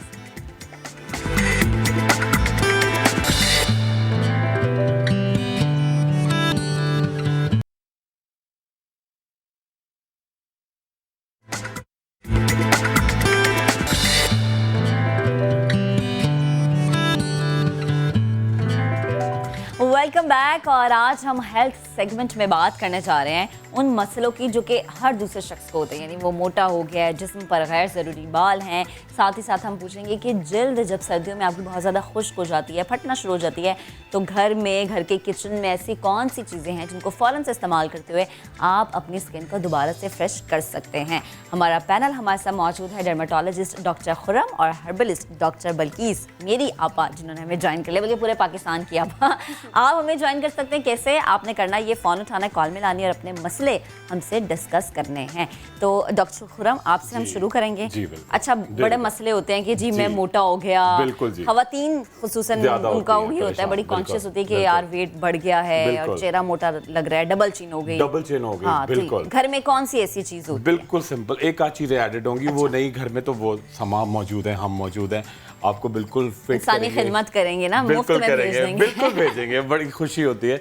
और मतलब ज़बरदस्त हम एक बड़ा स्लिमिंग ड्रिंक बनाएंगे। और एक बड़ी आपने ज़बरदस्त चीज़ की कि डबल चिन हो रही है, ये बड़ा एक इशू होता है, तो बड़ी एक अच्छी सी क्रीम भी साथ में। अच्छा जी, आप घर में चाहती हैं कि आप मोटापा हो रहा है, ठीक है, एक्सरसाइज का टाइम कम है, हम एक्सरसाइज के लिए टाइम निकाल लें, ठीक है, खाने पीने में थोड़ी सी एहतियात करें। बड़ा ज़बरदस्त सा एक ड्रिंक है ये, देखें, बड़ा बेहतरीन मशरूब है ये। आपने क्या किया, आपने लिया तकरीबन पूरा ग्लास नहीं, तकरीबन आपने ये जो है ये आप तकरीबन 3/4 आपने पानी लिया, ठीक है जी। ये दिन में एक दफ़ा आपको नहार मुँह लेना है। इसके अंदर आप डालेंगे जी 2 से 3 लौंगे, ठीक है, रात को डुबो के रख दें तो ज़्यादा अच्छा है, सही, ठीक है। ये इसके अंदर आप ना पिए बेशक, अगर पी भी लें तो कोई हर्ज नहीं है, ठीक है। ये बड़ा आपका सिस्टम बड़ा तेज करेगी। साथ में आपने क्या किया, बिल्कुल चुटकी जीरा, सफ़ेद जीरा, ठीक है, हाँ जी बिल्कुल, अच्छा, ठीक है। इसके साथ ऐड करेंगे बिल्कुल चुटकी कलौंजी, ठीक है, जीरा, कलौंजी और ये 2 लौंगे, और थोड़ी सी, देखिए ये है तो बड़ी सी है, मगर हम इसका छोटा सा टुकड़ा डालेंगे जी दालचीनी, ओके, ठीक है जी, दालचीनी। अच्छा, उसके साथ आपके पास 3 चॉइसेस हैं। किसी दिन शहद डाल लें आप, किसी दिन आप क्रैनबेरी होता है वो बड़ा तेज से करता है, या फिर आप लीची डाल सकते हैं, ठीक है। अच्छा, ये लीची का क्या है? ये लीची का बिल्कुल जबरदस्त सा पल्प है, अच्छा, ठीक है। ये क्या करना है आपको, आधा चमचा लीची पल्प, सही है, बड़ा टेस्टी भी होगा, बड़ा मज़ेदार, आपका मेटाबॉलिक क्लॉक बहुत तेज करेगा। ये आपने ड्रिंक बनाया, और साथ में देखिए एक टैबलेट जो हम गिफ्ट भी करेंगे समा की तरफ से, ये देखिए सेलुस्लैन, ओके। अच्छा, इसके अंदर क्या चीज़ें हैं, इसके अंदर बड़ा सिंपल है। लोग बड़ा डरते हैं ना कि जी वेट लूज करने के लिए इस तरह की चीज़ें आती हैं कि आपने पिया, आपने कोई साशे पिया, आपने टैबलेट खाई, तो आपको यूरिन बहुत होता है, हाँ। तमाम पानी नमकियात निकल जाती है और आप फिर दोबारा मोटे होते हैं। ये क्या करता है, इसके अंदर ग्रीन टी है, ठीक है, ग्रेप फ्रूट है, और एक ज़बरदस्त सॉल्ट है L-आर्जिनिन, ठीक है। L-आर्जिनिन क्या करता है, एक तो आपके हार्ट को, जिगर को, किडनी को तेजी से वर्क में रखता है, ठीक है। तो इससे आपके एक तो आपका वेट भी कम होगा जी, और आपको कोई नुकसान नहीं है। ज़बरदस्त सी टैबलेट, ये देखें, छोटी सी, बिल्कुल स्पंजी टाइप है। आपने क्या किया, ये कैप्सूल लिया, और आपने साथ ये नाश्ते के बाद या नाश्ते के दौरान, अच्छा, यानी नाश्ता करते करते आपने ले लिया, ठीक है। कम से कम ट्वाइस अ डे लें, ठीक है, बड़ा जबरदस्त तेजी से आपका फैट अच्छा, एक तो नाश्ते पे ले लिया ना, और सेकंड कब लें आप? सेकंड आप दोपहर के खाने के दौरान ले सकते हैं, ठीक है। अगर आप शुरू में जल्दी चाह रहे हैं तो रात को खाने के दौरान भी ले सकते हैं, 3 टाइम डे, ठीक है, 3 टाइम डे। अच्छा, एक तो ये हो गया। अच्छा, एक तो आपका वेट लूज होना शुरू है, मगर होता ही है कि अक्सर थोड़ा बेली का एरिया है, ठीक है, डबल चिन का एरिया, वो थोड़ा लटक रहा होता है। उसके लिए बड़ा सिंपल सा, देखिए, एक तो हमने तेल आपको दिखाया भी था, चले तेल ये ना भी मौजूद हो, देखिए इसके अंदर क्या क्या चीज़ें आप खुद घर में बनाएंगे। देखिए ये बालों के लिए बड़ा ज़बरदस्त एनर्जेटिक है, मगर आप इसको लगा के ये देखिए इसके अंदर एक पूरा पहाड़ में एक दफ़ा और आपको फोकस करके नहीं दिखाता तो ये बालों के लिए ही है? मैं बताता हूँ, है तो बालों के लिए, ठीक है, मगर आप बेली पे लगाएंगे किस चीज़ के साथ मिला के। इसके अंदर यही चीज़ें, इसके अंदर दालचीनी है, कलौंजी है, अजवाइन है, रतन जौ, आंवला और मीठे बादाम का तेल और सरसों का तेल है, ठीक है। ये तो बालों की ग्रोथ के लिए, ठीक है। मगर आपने क्या किया, इसको ल्यूब्रिकेट करने के लिए बिल्कुल सिर्फ चंद कतरे आपने बेस में लिए, ठीक है, चंद कतरे, ठीक है, 4 कतरे ले ले, 5 कतरे, ठीक है। उसके साथ जो हमने टैबलेट आपको दी थी सेलोस्लिम, उसी का एक्सट्रैक्ट है। जो बहुत तेजी के साथ आपकी जो अगर डबल चिन हो रही है, ठीक है, खवातीन का अक्सर ये होता है जब वेट लूज करती है, ये अक्सर तो बाजुओं से आपका बाजू लटक रहे होते हैं जी, बाजू लटक रहे होते हैं, पूरा जिस्म पतला बाजू मोटे, बिल्कुल। और लड़कियां क्या करती हैं, वेट लूज करती हैं, यहाँ से उनका जो हम्प होता है थोड़ा सा ज्यादा आ जाता है, ठीक है। तो ये तमाम जगह पे आप किसी से ये तो लगवा लेंगे, बाकी आप यहाँ पे बाजू पे, डबल चिन पे, बेली पे लगाएं। बड़ा सिंपल सा क्रीम मिक्स ये क्रीम आपने इस ऑयल में मिक्स कर दी, बस ये देखिए आपने ये बॉयल 4 कतरे लिए, ठीक है। और क्रीम होगी उसकी तकरीबन जितना टूथब्रश पे आप टूथपेस्ट लगाते हैं 2 दफा उतना निकालेंगे आप, ओके, ठीक है। और अगर बेली है, बड़ा एरिया है, तो आपने ये किया, मिक्सचर जबरदस्त ही क्रीम है, बड़ी सूदिंग, बड़ा तेजी के साथ मिक्सचर बनाया आपने। ये लगा के आपने क्या किया, ये देखें मिक्सचर बना और ये लगा के आप करेंगे, देखिए क्रीम लगाई आपने, मैं तरीका दिखाता हूँ। आपने क्रीम लगाई जहाँ पे आपको वेट लूज करना है, ओके, ठीक है, और उसकी स्मेल भी बड़ी सूदिंग है, ठीक है। ये लगा के अगर बेली पे है, अगर बाजू पे, तो आपने क्या किया, ये तो टिश्यू है, मगर आपने मलमल का दुपट्टा, ठीक है, वो लगा के और ऊपर से टाई कर दिया हाफ एन आवर के। अच्छा, अगर कोई चाह रहा है कि उसका चेहरा स्लिम हो जाए, चेहरे पे लगा ले? जी बिल्कुल लगा सकते हैं, ठीक है। अच्छा, इससे क्या होगा कि आपका कंटोरिंग होगी, कि आपकी अगर अक्सर होता है चेहरा बिल्कुल फिट है, मगर ये कि थोड़ा सा ड्रूपी हो रहा है, तो आपकी डबल चिन हो रही है, ये एरिया आपका, तो एक कंटोरिंग करने के लिए बेहतरीन है। चेहरे पे भी लगा सकते हैं। अच्छा, फिर आपने मलमल का दुपट्टा जो है वो लगा दिया, बिल्कुल। और आप अपने घर का काम करें, किचन में जाएं, सफाई करें, पोछा लगाएं, जो कर रहे हैं, 2 घंटे लगा रहे, ज्यादा भी लगा रहे, कोई इशू नहीं, मिनिमम 2 घंटे।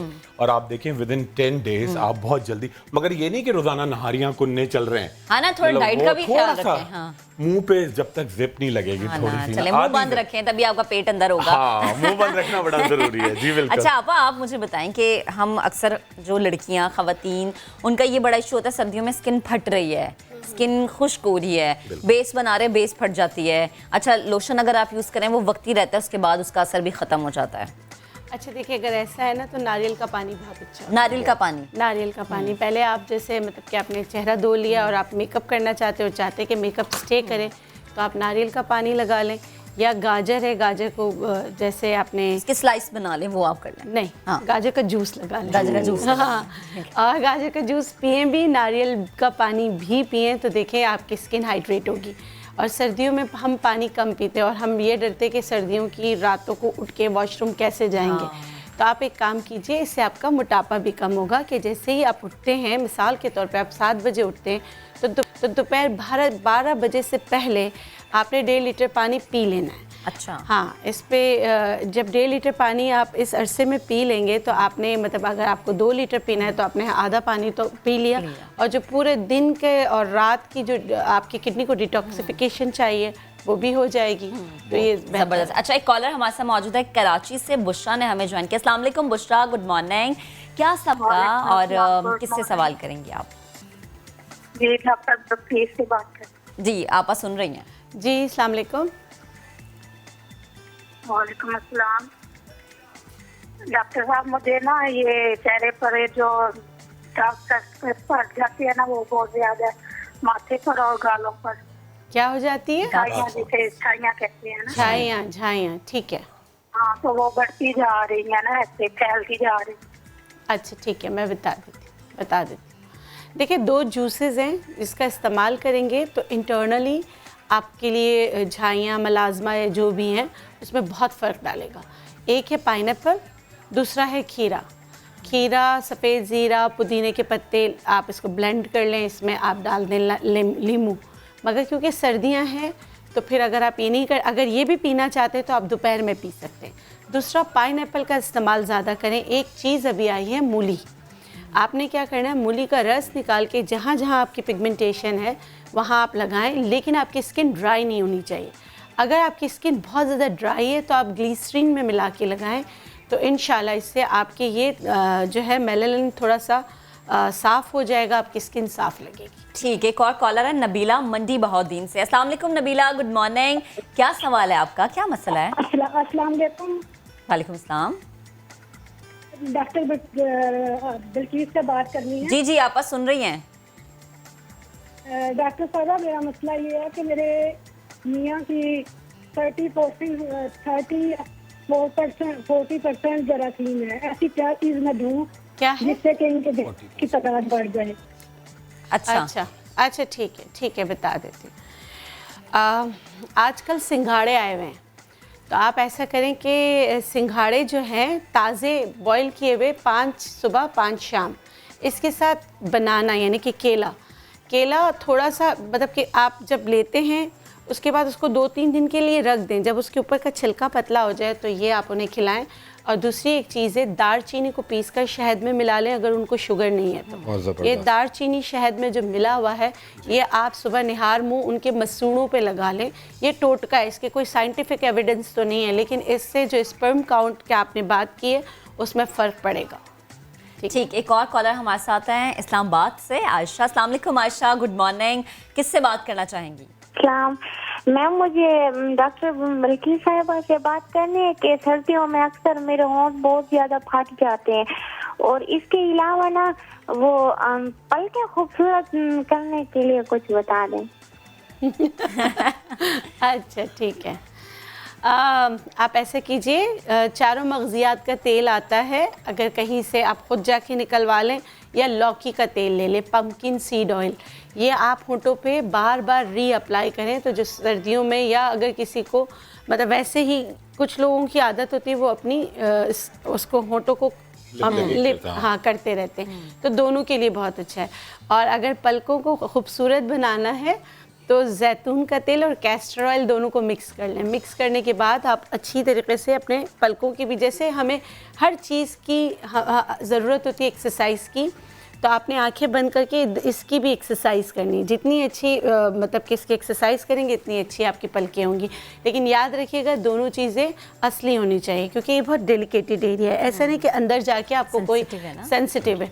या आप ये कर सकते हैं कि थोड़ा सा लेके पहले करके देख लें आप, अगर आपको सूट करता है तो आप इसको जिस तरह मैंने बताया करने के बाद ओवरनाइट रहने दें, सुबह चेहरा जो है धो वॉश कर लें आप। अच्छा, आप अक्सर ख़वातीन या मर्द हजरात भी सिगरेट ज़्यादा पीते हैं, स्मोकिंग करते हैं, उनके होंठ काले होते हैं, तो उसके लिए क्या है? उसके लिए भी पम्पकिन, मैंने मतलब कि बहुत सारी और चीज़ें होती हैं, लेकिन पम्पकिन सीड ऑयल जो है ना वो बहुत अच्छा होता है। जो मतलब अगर सिगरेट वगैरह पीते हैं, अवल तो पीना नहीं चाहिए, लेकिन चलें अगर पी रहे हैं तो फिर आप ये कर लें, लेकिन कुछ करना पड़ता, रह नहीं सकते। ठीक है डॉक्टर खुरम, बहुत सारी ख़वातीन घर में बहुत ज़्यादा टोटके आजमा लेती हैं। सुबह निहार मुँह क्या करती है, लीमू और पानी, गर्म पानी पी लेती हैं। शहद वाला पानी भी जो है वो कहते हैं आपका वेट कम करती हैं। फिर सेब का सिरका भी कहते हैं आपका वेट कम करते हैं। ये जो घर में इस्तेमाल करते हैं टोटके, ये आपको नुकसान तो पहुँचाते होंगे किसी ना किसी तरह? बहुत शदीद। आप यकीन करें कि ये तो खैर खाने की तो बहुत ही ख़तरनाक है। एक खातून मेरे पास आई हैं जी अपने हस्बैंड को लेकर, उनके हस्बैंड के ना यहाँ पे मस्सा था। अच्छा। तो जो वॉट्स होते हैं ना, यूँ बाहर निकल रहा था, ठीक है, तो वो बड़ी परेशान। तो अच्छा, अब बेचारे हस्बैंड साहब को डॉक्टर को दिखाने के बजाय उन्होंने क्या किया, अपने नाखून काटते हुए नेल कटर से उनका ये जो था ना मस्सा काट दिया। अब मियाँ बेचारे मेरे पास आए, अब मैं बता रहा हूँ, मियाँ आए बेचारे वो यूँ खामोश बैठे हुए ना, और उनका पूरा कल्ला, उनका चीक्स ना पानी बह रहा है, ये सूजा हुआ। अच्छा, मैं मियाँ से बात, उनके जो हस्बैंड से बात कर रहा हूँ, और वो मुझे खातून बात ही नहीं कर रहे, इधर हटें। मियाँ बेचारे वहाँ भी ऐसे ताबेदार, हाँ वो बेचारे। तो उसके बाद मैंने ज़बरदस्ती बुलाया, इधर आए। मैंने कहा ये क्या है, आपके इन्फेक्शन है, ये क्या हुआ, ये आपके ज़ख़म हो रहा है? ये मेरी बेगम ने कल सुबह ना ये नेल कटर से मेरा मस्सा काट दिया। तो देखिए, घर में आप कभी भी नाखून ज़रूर काटें, मस्सा नेल कटर से ना काटें। घोड़े एक बच्ची को उसकी अम्मा लेकर आई जी, इसके मसा था, डॉक्टरों से मैं डॉक्टर के पास मैं नहीं ले जाना चाहती। अच्छा जी, कोई बात नहीं। मैंने क्या किया जी, पान का पत्ता तोड़ के उसकी जो डंडी पे चूना लगाया, कत्था लगाया, बच्ची के यहाँ लगा के इतना बड़ा छेद कर दिया।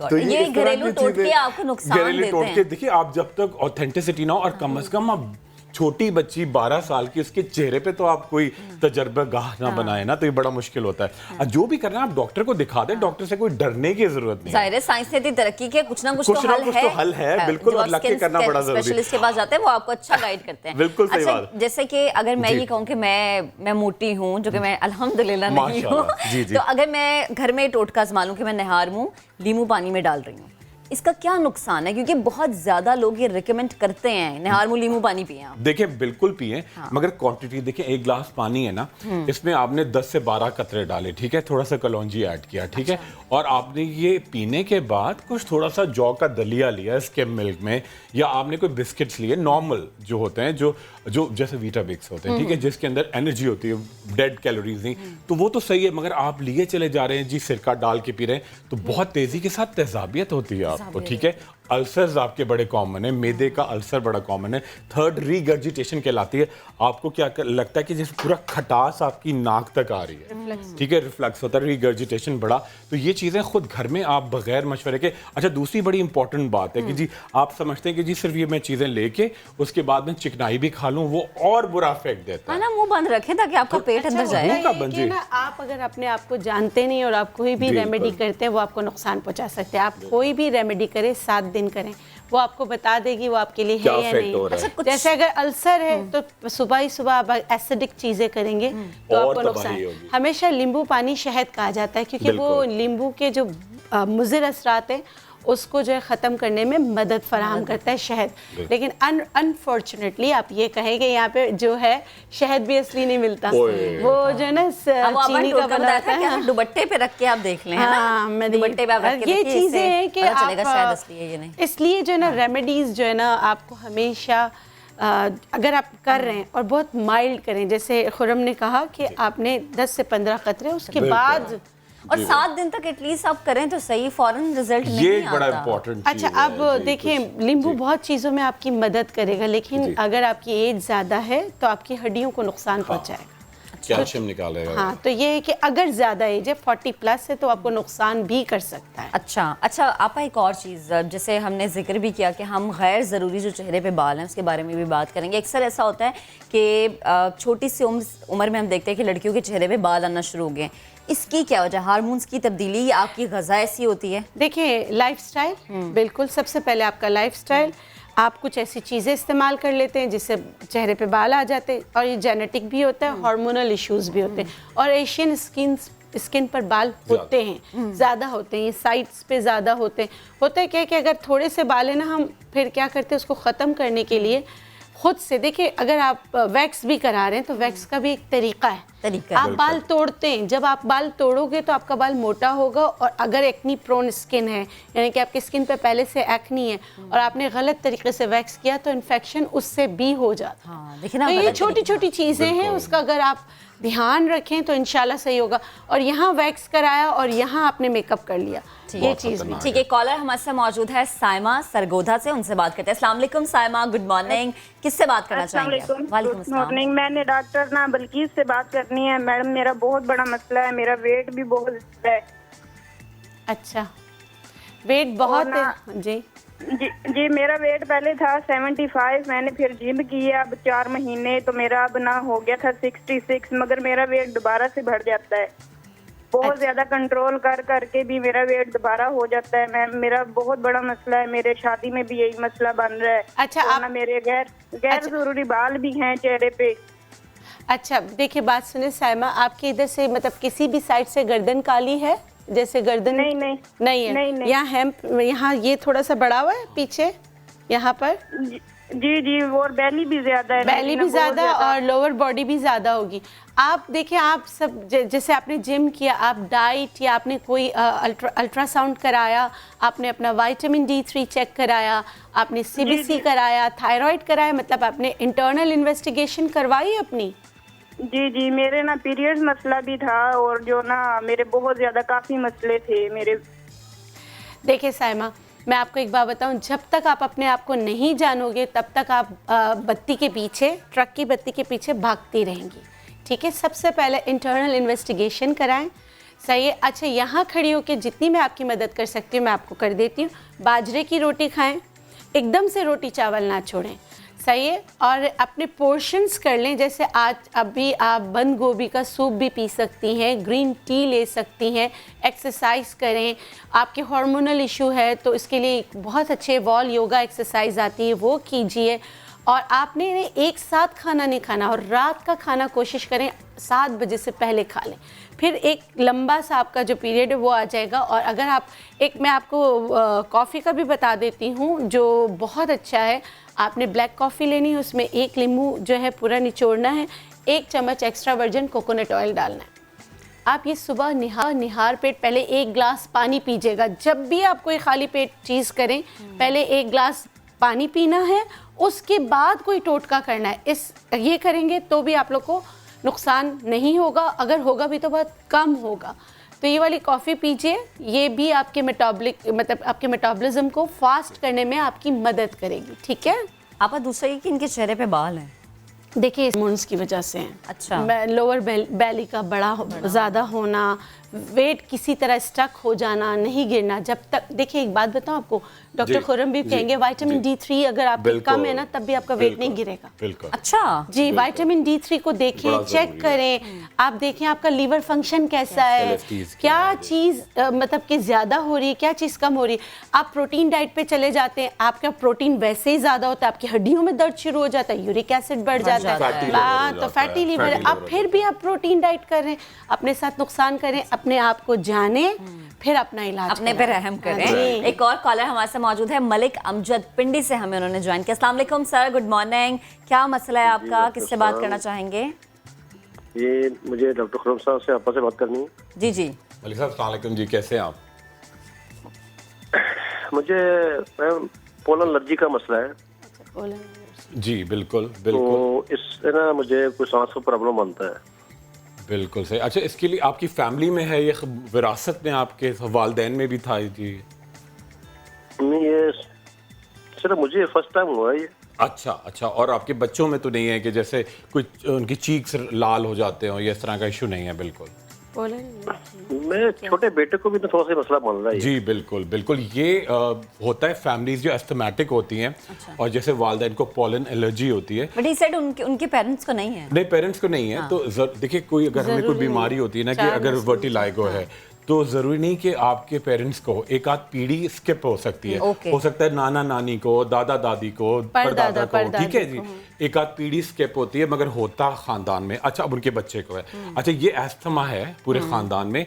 अच्छा, और उनके बच्चे को जो हो रहा है वो है atopic dermatitis, ATOPIC, atopic dermatitis. और मलिक साहब को हो रही है जी पोलन एलर्जी। अच्छा, उनके लिए तो बड़ा ज़बरदस्त है।